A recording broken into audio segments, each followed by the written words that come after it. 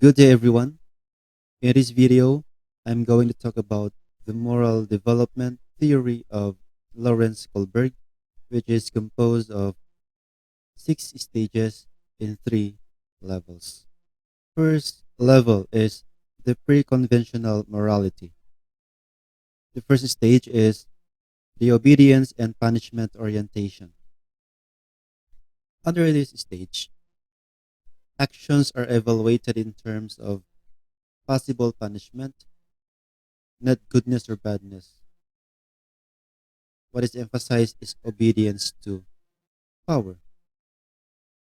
So this is the behavior of kids because for kids, what is good is the avoidance of punishment. Maybe around 3 to 5 years old kids. In everything they do, they always consider the avoidance of punishment. Hence, to avoid punishment, they have to obey. They have to be obedient to whoever is powerful over them, like parents or teachers. So, what is good is not to be punished. Hence, whatever action which is not punishable is good for them. Stage two. Stage two, pleasure seeking orientation. Proper action is determined by one's own needs. Concerns for the needs of others is largely a matter of you scratch my back and I'll scratch yours, not of loyalty, gratitude, or justice. Here, we have now the self interest of the character, wherein what can I get from the other one? If I will do something, what can I get in return? So, whatever is pleasurable is good, and the opposite is true. This may be true for grade schoolers, maybe 6 to 10 years old. So, this is how they reason out. Whatever is good is pleasurable. So, it is not necessarily just, so that if it is not pleasurable for one, then it is not good. So, if I will give you something, I have to think first. Will I be able to get something in return and giving this one? That is the pre-conventional level, the first level. Level 2, conventional morality. Stage 3, we have good boy, good girl orientation. Good behavior is that which pleases others in the immediate group or which brings approval. The emphasis is on being nice. In here, the basis of what is good is the affirmation of the immediate group, like the family, peers, schoolmates, or classmates. So this is conforming to social norms. If you have done something and it pleases the immediate group around you, then that is what is good. Otherwise, it is bad. Stage 4, authority orientation. In this stage, the emphasis is on upholding the law, order, and authority, doing one's duty and following social rules. So in here, what is good is obeying the law. So you are a good person, you are regarded as a good person as long as you obey the law. You obey social rules. So this stage or this level is for young or adults. Level 3, post conventional morality, stage 5, social contract orientation. Support of laws and rules is based on rational analysis and mutual agreement. Rules are recognized as open to question but are upheld for the good of the community and in the name of democratic values. In here, what is good is the mutual agreement of people within the society. That's why it is a social contract orientation. So what is good is approved by majority, if not all, of the members of the society. That is why in this stage, rules are recognized but are open for questioning, but they are upheld if it is good for the community or for the majority, if not for all. Stage 6, morality of individual principles. Behavior is directed by self chosen ethical principles that tend to be general, comprehensive, or universal. High value is placed on justice, dignity, and equality of all persons. In this stage, what is good is decided by the individual, not by the dictate of the law of the society. But after due reflection by the individual, he would be able to decide what is good for him. But do not be misled that this is subjectivity. We can say that it is subjective in nature because it is person based, it is individual based. In this stage, what is good is decided solely by the individual. The principle of the individual here is a result of a careful analysis, of reflection, of rational thinking.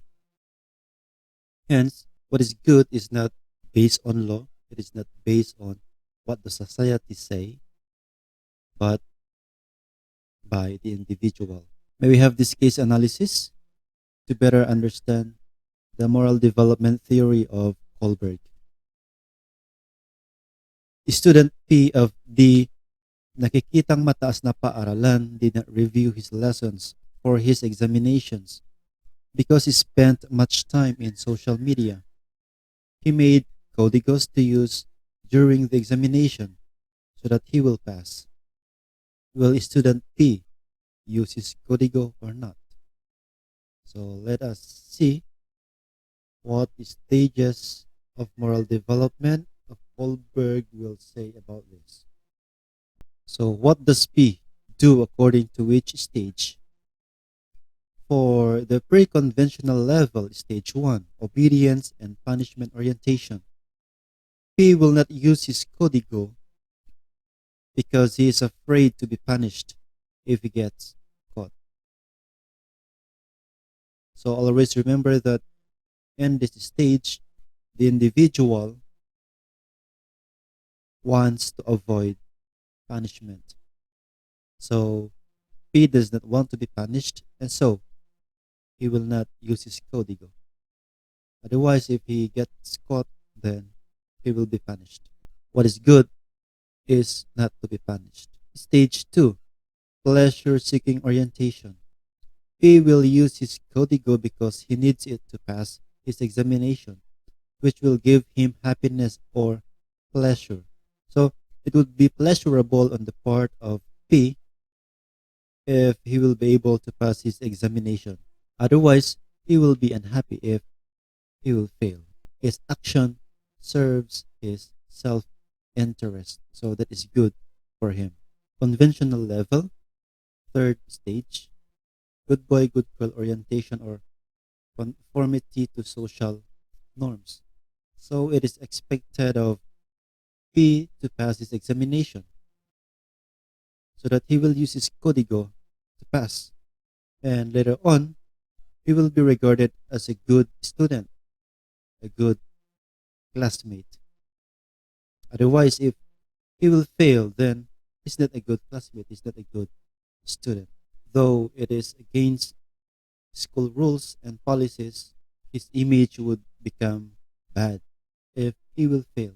But of course, remember that his classmates or other students, even his parents or family, do not know that he used a código in order to pass his examination. Fourth stage, authority orientation, obedience of law and authority. Since it is against the school rules and regulations and policies to cheat, then P will not use his código. So he must be obedient to the school rules and policies. That is what is good, being obedient to the law. Post conventional, the third level, fifth stage, Social contract orientation. P will not use his código because it is against social values or it is against what the society expects him to do because he is expected by the society to be honest, to be just.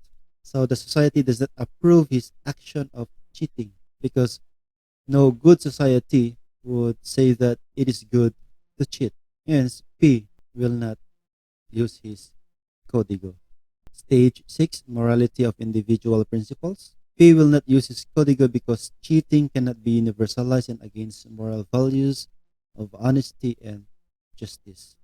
After due reflection, after careful analysis, P decides that it is not good to cheat. It is not good to use his código because he would be dishonest. It would be unjust for the others who reviewed, who prepared for the exam. He decided not because it is what the society tells him, it is not because it is against the law, but because he personally believes that it is not good to cheat.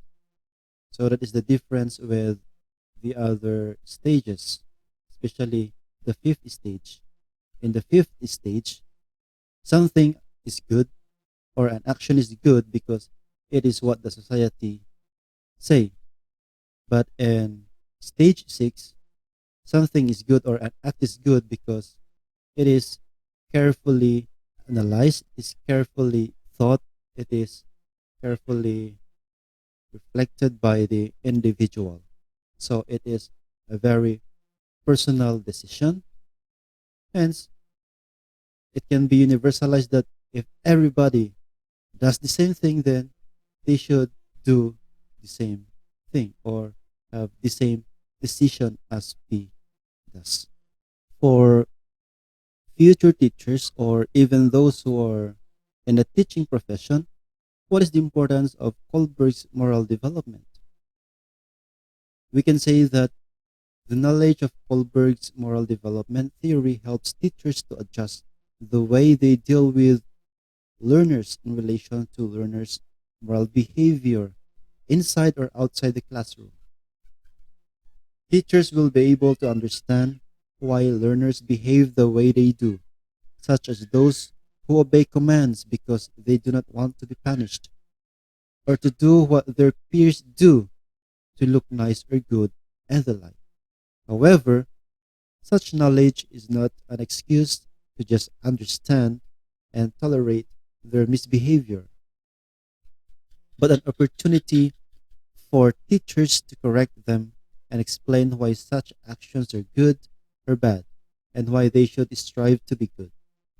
One day, teachers will be able to witness how learners become principled individuals because it is the dream of every teacher that learners will become good individuals. Thank you for listening, and I hope that you have learned something.